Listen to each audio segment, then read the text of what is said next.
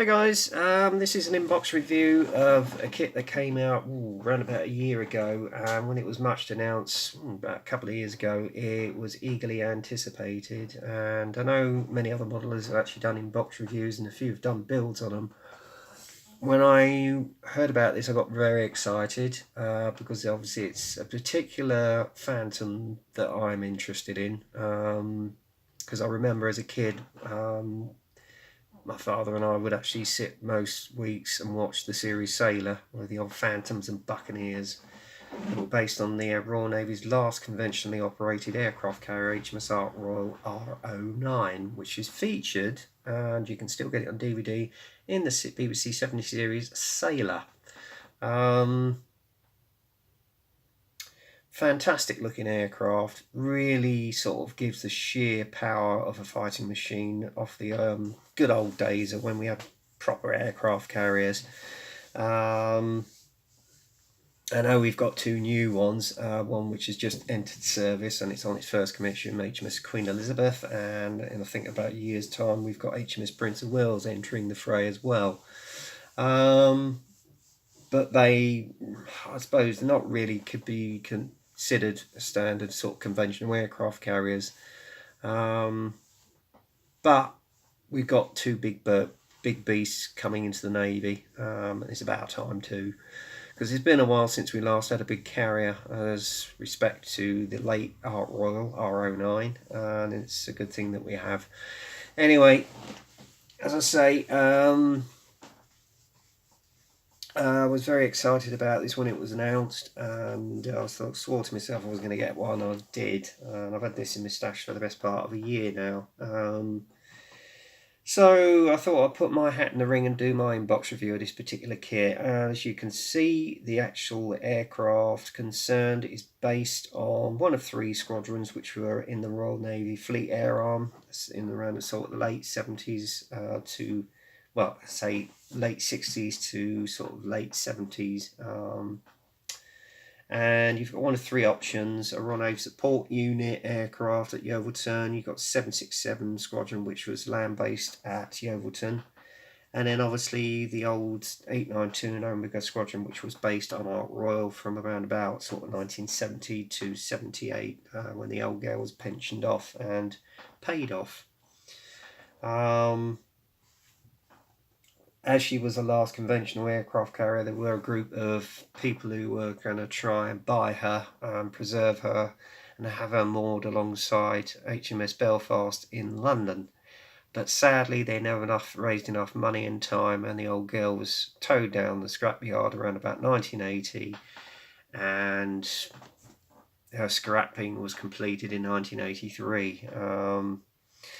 And I don't know if anybody have seen one of the episodes from Sailor whereby they go back 8 years and the old petty officer actually visits the old girl, or what's left of her, in the scrapyard 8 years later. And I'm not kidding you, he cried his eyes out when he saw what was left of her. And quite rightly, he said she didn't deserve it. She didn't, and it was a great shame they did scrap her, really. She was a beautiful ship. The last of her kind, and possibly the last that we'll never see again. Her sister also met the same fate, and was basically, that was Eagle, and funny enough, Eagle was used as a trial ship for the Phantom for on-deck launches and recovery. And obviously once Ark Royal was modified around about 1970, the old Eagle was paid off, along with their air group, in around about December 1971. And obviously the Phantom was designed to replace the old Sea Vixens, as it was a supersonic shipborne fighter. And initially, I think 150 were ordered from McDonnell Douglas, as there was a program for another conventional carrier, CVA-01, which would have been bigger than Ark Royal, around about sort of same size as the US nuclear carriers. But with the white paper that came along in '67, it was cancelled. So needless to say, Ark Royal was the last conventional aircraft carrier that we had. and 892 was to be the last shipborne conventional aircraft fighter unit based on a carrier. There you go. A lot of the aircraft, obviously, when they flew off Ark in November 78, went on into the Royal Air Force's inventory as FGR1s. They're modified to FGR2. Some have been preserved. I know one aircraft, which actually was on Ark Royal, one featured on the box art, 007, has been renovated to static condition, is on show at Yeovilton. In fact, it was put on public display, I think, summer of this year. And they do have an exhibition featuring a launch of a Phantom, but it was actually the one in the actual museum is the actual trials aircraft that was on Eagle. But it is an impressive looking display if you get the chance to go down there. Anyway, enough waffling on, we'll get on with this in-box review. As you can see here, it's in 1/72, not the scale I normally go for, but because of the subject matter, that's why I bought it. You've got the option of 3 colour callouts, as I say, 892 and Omega Squadron, which was based on Ark, 767 Squadron, which was based chiefly land-based at Yeovilton, circa 71, and then the very first support unit, which was also based at Yeovilton. And the box art is depicting a typical scene of an 892 Omega Squadron Phantom on the waste catapult of Ark being launched, with the extended nose wheel. So there you go. On the side, you've got various warnings in 10 languages. Obviously, the information was given officially licensed by Boeing, hence where they got their detail from. And again, side box art shows the launch of a Phantom from Ark. And then on the last side, you've got the 3 colour callouts and a little history about the aircraft itself, along with the colour guides in Humbrol of what you need and what tools you need with it in the Humbrol range. Right, sturdy old box it comes in. I did actually get an aftermarket set, which is distributed by Edward, and if you want to get hold of it, the set number on this is SS625. That's SS625. And the kit number for this one is A06016. That's A06016. Okay. You get one typically with Airfix. All the screws are in one bag. And then we've got the instruction sheet here, along with some colour callouts, which I'll put on the side here. Okay. And then we'll go into the instruction sheet itself. Okay. Right, familiar layout. Again, just a little guide to the actual history of the aircraft in 3 languages. Okay. Distributed by Hornby. Various warning signs that you can see in there, and symbols for when you're constructing the kit. And then obviously you've got the 3 construction options there. You can have it in flight mode, launch mode as though it's on the waste catapult, or in the stowage mode with the nose cone folded back and the wings folded and the radar exposed. Okay, let's have a look. First stage, as is normal with aircraft kits, system construction of the cockpit, and then obviously you've got the seats with the cushions and the moulded on seat belts. I will take those off, obviously using the Edward set. Then you've got the headrest, which goes on with the pull rings for the injector rings. Back bulkhead, which is assembled here, or the mid bulkhead for the cockpit. Mid bulkhead goes into the main cockpit section, along with some decals for the side panels. Then you've got the control yoke for the front canopy, and then you've put the navigator's seat in as well as the pilot's. Okay, then the front control column goes in, and there are decals for that, which I won't be using. Main front bulkhead goes on, and then obviously here, if you're having the nose exposed, you're going to have to cut the nose cone off, or just oblique that separately, and then obviously it shows you how to do that. And then obviously you've got the air brake sections at the back here which go on. This is for flight mode. Obviously you have the elevator in straight mode, and then if it's on stowage or launch mode, you can have it pointing forward. Okay, Then you've got the construction of the air inlets, which you can see there to the engine. That goes inside the fuselage. Okay, again the same on the other side. Next section is the interior is fitted into the right hand side of the fuselage, and then the fuselage is buttoned up. Compressor blades go into where the air inlets are. Main spine goes on. Then you've got the cans which go in at the back of the fuselage. Again, depending on which mode you're doing it, you've got the air brakes open or closed. Part of the main wing spar goes in. And then obviously you've got another part of the actual lower wing. Again, don't forget to drill the holes for the actual ammunition racks. Okay, and obviously you can make your mind up as to what you're going to have put on there. Then the main part of the wing goes on, and then the lower wing goes onto the fuselage. Air inlets go in, and then on the air inlet itself you've got a small decal either side which must go in. Okay, nice little feature. Lower upper part of the wings go on, and then depending on which version you're doing, if it's land based it's just an all tail, and then obviously if it's Omega Squadron you've got the ECM pod version there with the elevator going on. Again, depending on which version, if you've got it in flight mode, the elevator is straight. If you've got it on deck or launch mode, slightly forward. Okay. And then obviously the option with flight or with the wings out, you've got the two wing tips that go on. Air brakes straight.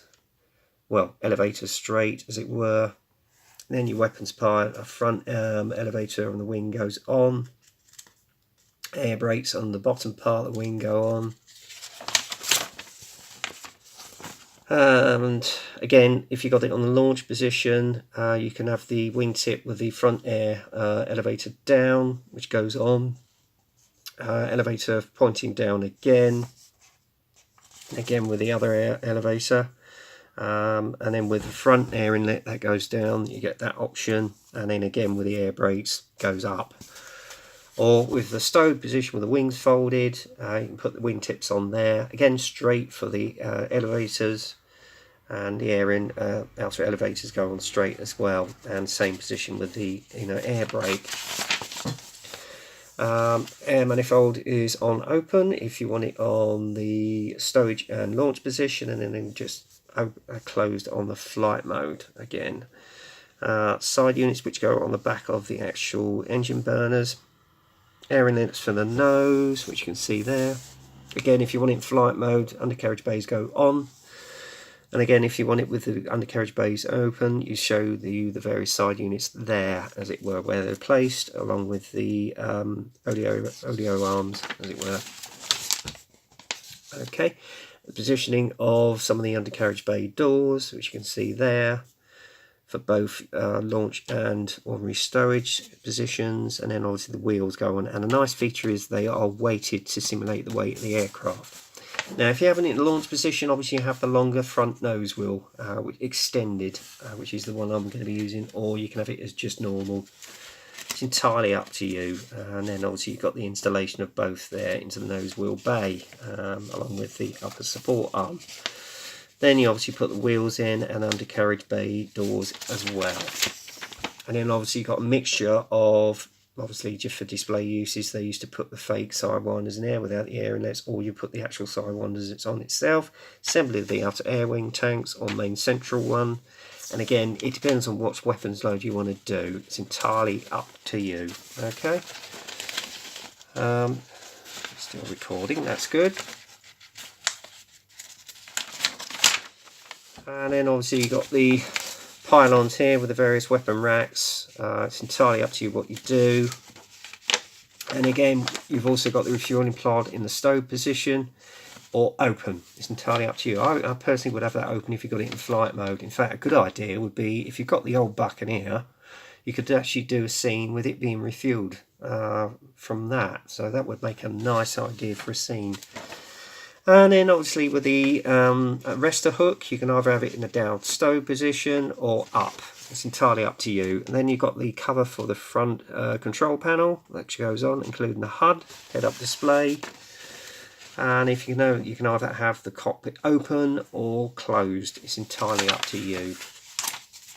Final process of the build is obviously, if you've got it in stow position, you expose the nose with the radar, or have it with just the cover on, as was the case when they were stowed down in the aircraft hangar. Carrier deck, or open if they were working on it. Sorry about that, I've got a message. So there you go, that's the construction of the actual kit itself. Now, colour callouts, you've got 2 nice coloured printed enamel sheets. First off is the very first unit that was based at Yeovilton, which was the Naval Air Support Unit. It doesn't have a squadron number, but it actually comes with a sort of a day glow pelican on the back of the tail here, which is an interesting colour scheme. And then obviously the inner colourway for the air inlets here on the other side of the engines is red. Okay, and then obviously you've got the positioning and colour callouts for rocket pylons, the bombs and the sidewinders, as well as the weapons pylons and the auxiliary tanks, etc. So there you go. And then on the back is obviously the number of all the stencils, and my god, that's going to keep you busy. You've got about, I'd say 220 stencils. Yeah, I think that's going to take you a good couple of afternoons to do that. Especially for an aircraft in this scale, but hey, hats off to, kudos to Airfix for doing it. And then obviously the second choice is for 767 Royal Naval Air Station at Yeovilton, circa 71, with a familiar Eagle's crest on the back of the actual tailplane. Again, you got the positioning of all the stencils, etc. Colour callouts, overall dark sea grey with white underneath. And then obviously you could probably use burnt iron or whatever, give it a nice sort of burnt effect on the cannon bays, aircraft engine bays, etc. And then finally the option which I'll be doing, as when I get around to building this beauty, is 892 Omega Squadron, which was embarked on Ark Royal circa 74-75. Okay, however, Extra Deck will do another set with the cross deck operations with the roundel and star, and obviously with the 77 insignia on the nose. So that's an option to look out for if you want to do one of those. But yeah, this is the one I shall be doing. And there you have it. Right, now the essential part, which is the kit parts themselves. First sprue, you've got about 1, 2, 3, 4, 5, 6 sprues. That's including your clear. First one is the tailplanes. Nice panel line detail in there for a little thick. Should come up nicely with a wash. Front rocket rail, gun, cannon pads there. Nice level of detail again. And I love the detail on the nose cone cover.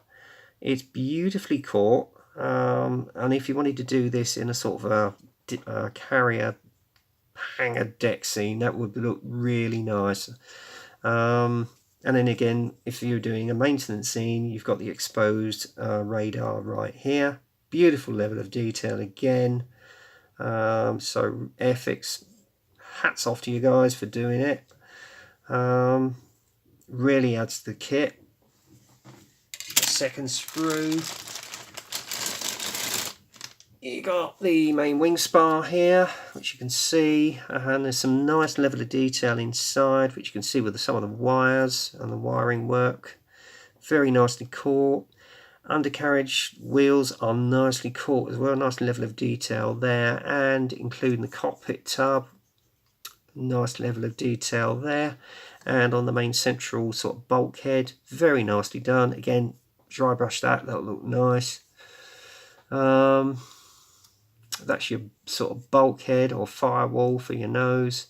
Unfortunately, there is a sink mark in that, so you're going to have to do some work on sanding that and getting that off, or filling. Yeah, bit of a pain that. Seats are nicely done. There's your headrests, which you can see here.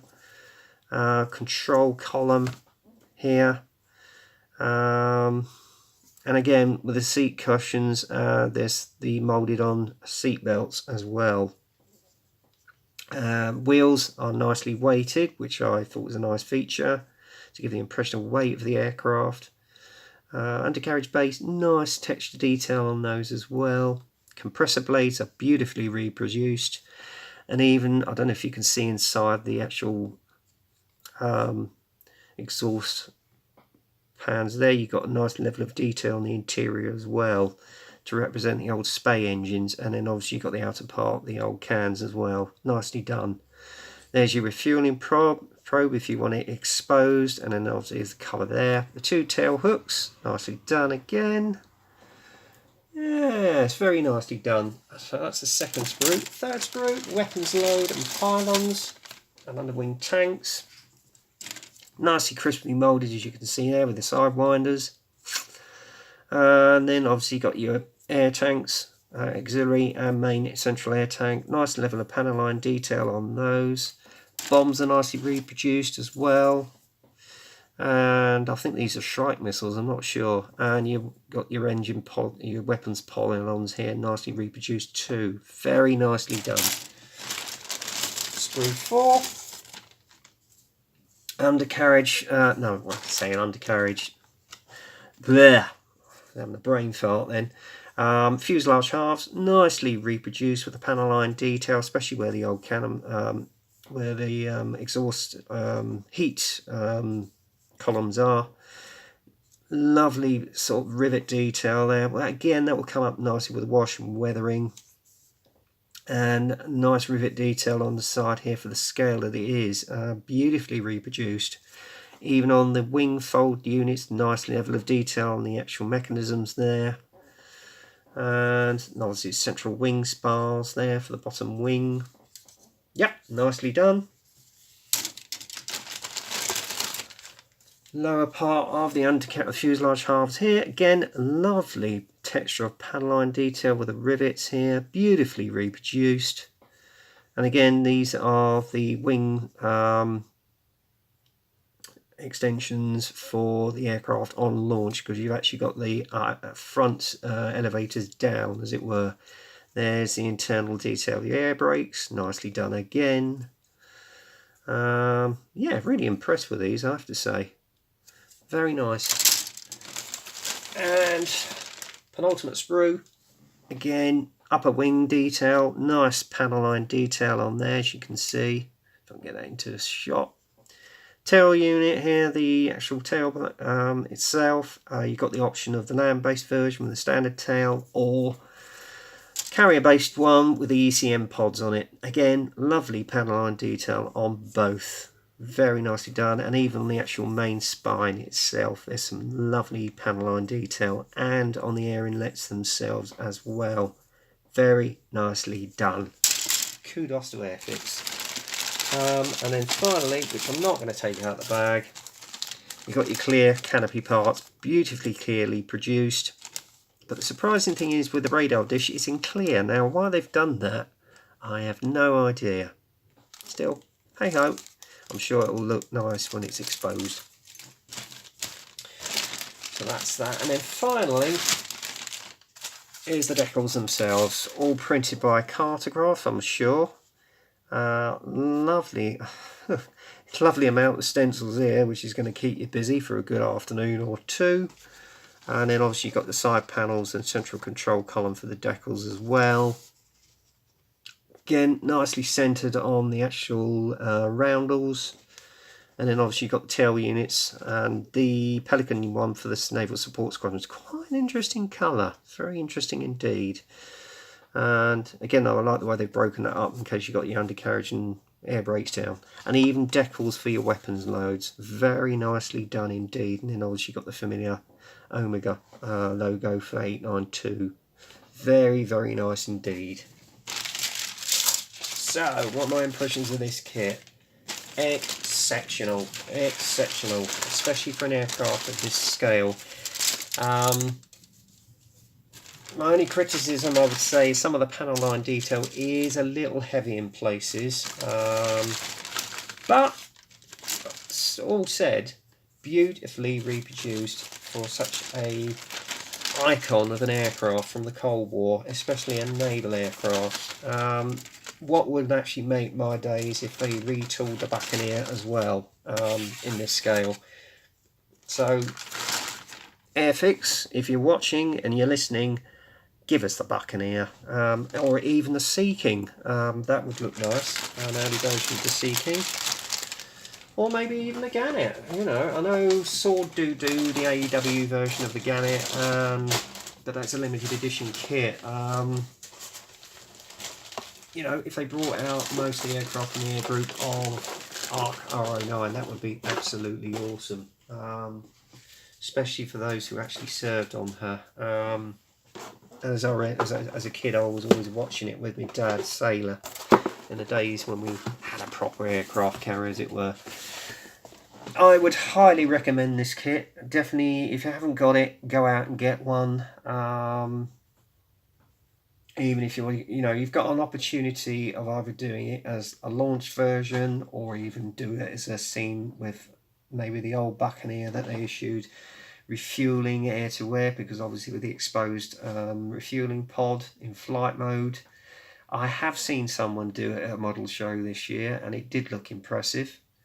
Or even in a stowed sort of hangar deck position as though it's going down the lift. That you've got one of three opportunities here, guys, and I have actually seen someone who did an article in Airfix magazine, I think 2 or 3 months ago, where they'd actually done it as a diorama and scratch built the heat shields as though it was actually on the waste catapult of Ark Royal, and that was damn impressive. So that is an option I'm looking at for as and when I get around to building this, wherever I may end up. Anyway, hope you enjoyed this lengthy, well, it's getting on for half an hour review. I'm very much looking forward to building this kit as and when I get the opportunity. And as I say, I highly, highly recommend this kit. In fact, I think they've actually brought out the RF land-based versions as well. The FGA, I think the FGR2? I'm not sure. But go out and get one. I definitely recommend it. Anyway, that's it for now, guys. So until the next time, get kit crazy, happy modelling, and I'll speak to you soon. Cheers.